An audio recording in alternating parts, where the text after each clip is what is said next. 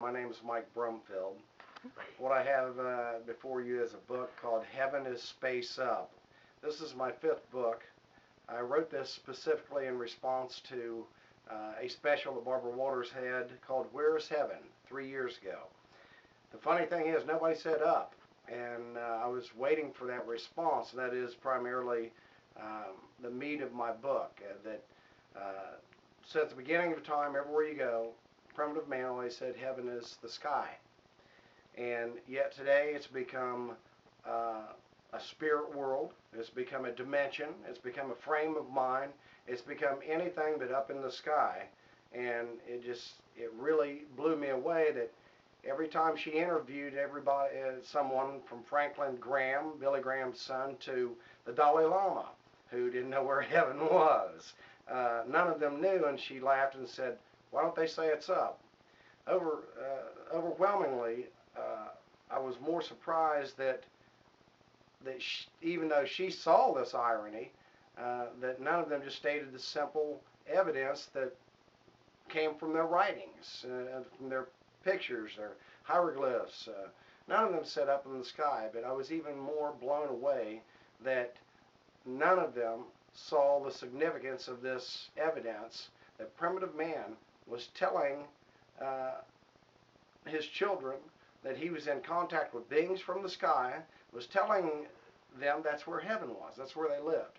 Because today we know, logically and scientifically, that is our only chance of becoming immortal ourselves, propagating our species forever out into space, up into the sky, out into space.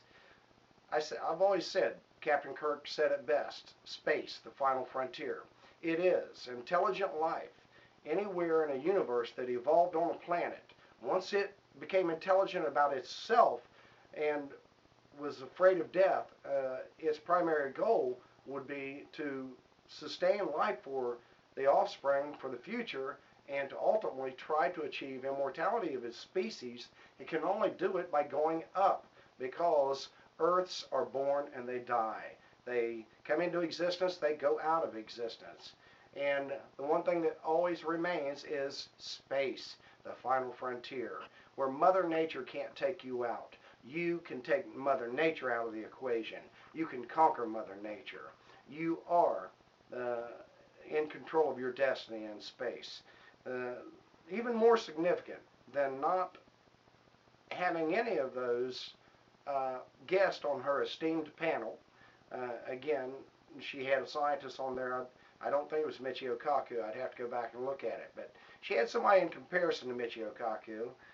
But even that gentleman didn't recognize the matching evidence that primitive man was in contact with a being who said heaven was space, the final frontier. Now, I understand now, after having this light bulb go off in my head about the obvious course of intelligent life in the universe. Should evolve on a planet, learn about itself, realize that it isn't immortal. There is no spirit going from body to body. The only way it's going to be immortal, scientifically, through preservation of the mind, preservation of DNA to continue our species. The planets die, so they have to get off the planet. They have to go up. Now, I just want to wrap this up by saying that I can understand why my mom and dad didn't know why Jesus was saying heaven has three locations: within you, all around you, and up in the sky, where he went to and then coming back to. Space is the universe, and it's confusing that the earth is part of the universe. But they stay away from us by remaining in space, up, and keeping us down on a planet.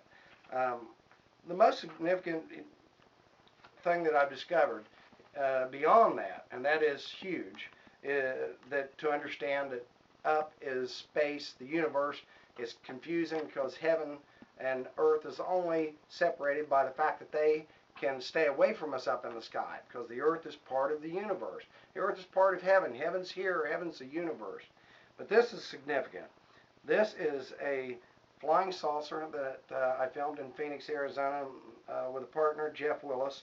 It looks just exactly like that stone on top of the head of Easter Island, which is a religious statue looking up into the sky. It's telling us heaven is up in the sky, which is the universe everywhere, and it's inhabited by these flying saucers. Most important thing about this is these flying saucers haven't changed their shape in 10,000 years, people. That means they are omnipotent, omniscient, omnipresent. They aren't making a new model, 2010. So it should make a light bulb go off in your head that the descriptions of these heavenly beings, they have no time, they're omnipotent, omnipresent, omniscient, is now. It's now. It happened. Can't put an age on infinity, a time. So anyway, back to it. Barbara Walters, if you're listening, and everybody, please tell your friends about this video. Try to get me on the show with Barbara Walters so I can finally give an answer. Who she laughed at all the time, and with all these other guests on the show. Would somebody please say up, like the writing suggests? I'm saying, Barbara Walters, heaven is space up. It's already been conquered. You got to think infinitely to solve this clue. Again, please check out my book, Heaven is Space Up. Got a brand new one out. The Theory of Everything. Infinite Astronauts, The Theory of Everything. You have to think infinitely. Mike Brumfield. Please check out my books. Thank you, everybody.